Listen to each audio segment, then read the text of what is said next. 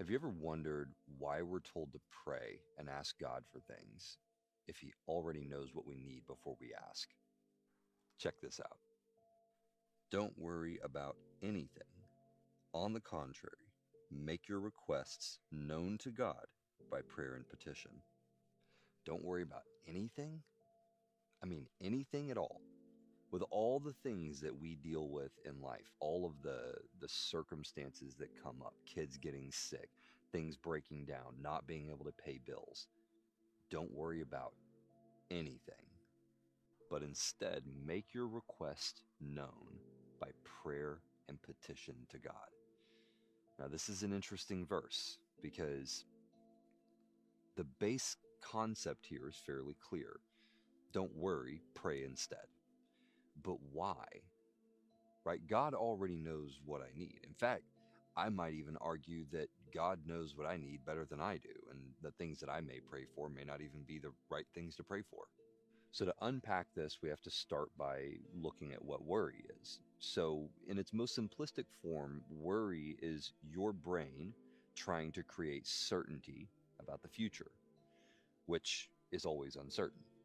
And it usually does this by presenting all of the worst possible scenarios that it can come up with in order to get you to act. Because our base programming is designed for survival.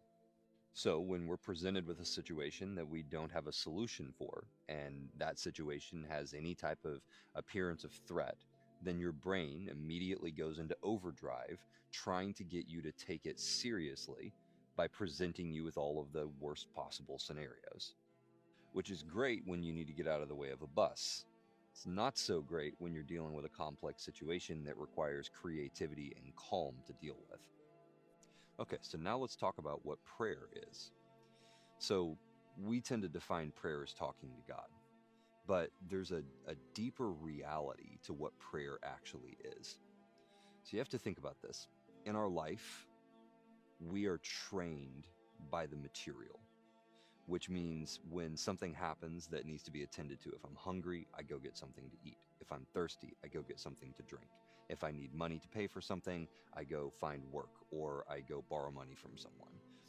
We're trained in this material world to go and handle material problems with a material approach. And because we learn that we can get results in the material world by taking a material approach to things, we begin to define our reality by the things that we can see, smell, taste, touch, hear, right? But prayer is an act of defiance of this reality. Every time we pray and request something from God, we have, in effect, said that what I see in this reality, the material approach to things, is lesser than approaching the reality that God lives in. His reality is greater than our reality.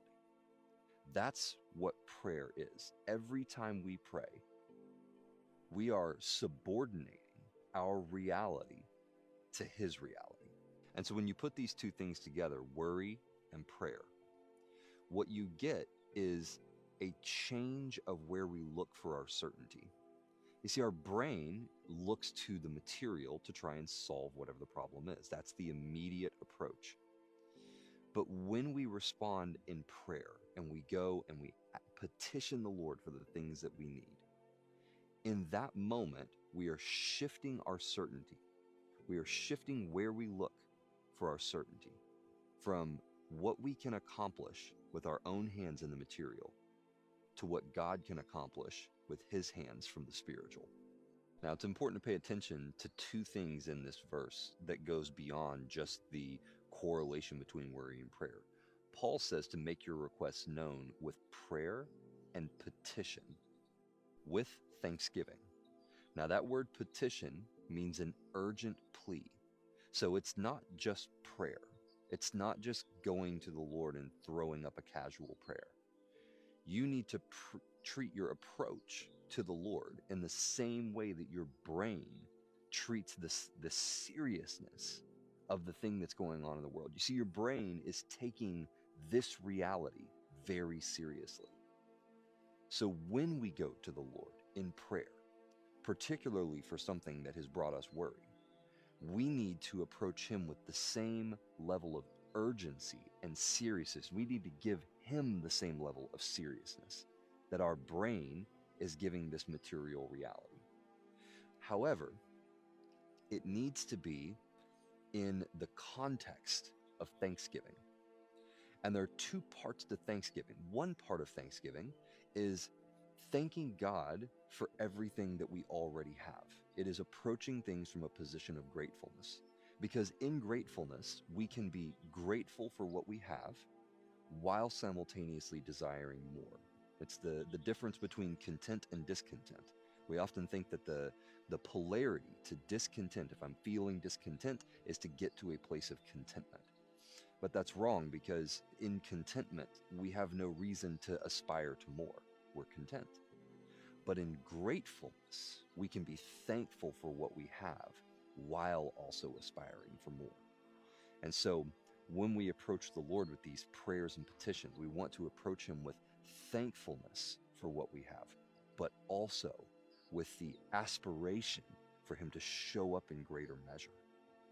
Now, the other half of thankfulness is that when we petition him, we want to petition him with thankfulness, knowing that he already knows what we need before we asked.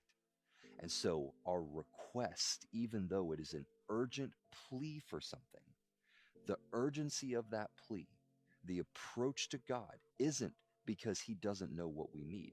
It isn't because our approach is what is somehow going to activate the thing coming. That's not the point. The point is to subjugate our reality to his reality, but doing so with the assuredness that he is our Father and he already knows what we need, and whatever it is that we need has already been granted. It may not be what we asked specifically, because we don't always get what we ask, because God is a good God, and thankfully he doesn't give us everything we ask for, because a lot of times we ask like idiots because we're human beings and we don't have any clue what we're doing here. But what we can be assured of is that he will move on our behalf.